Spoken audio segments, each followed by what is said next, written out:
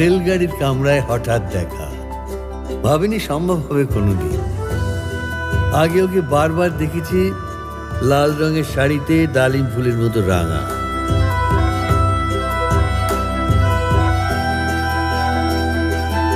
আজ পরেছে কালো রেশমের কাপড়, আঁচল তুলেছে মাথায়, দোলন চাপার মতো চিকন গোর মুখখানি ঘিরে।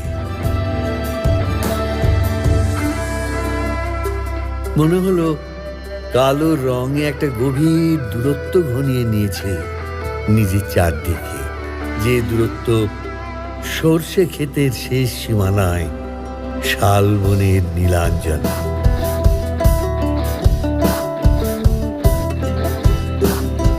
থমকে গেল আমার সমস্ত মনটা। চেনা লোককে দেখলেন অচেনার গাম্ভীর্য।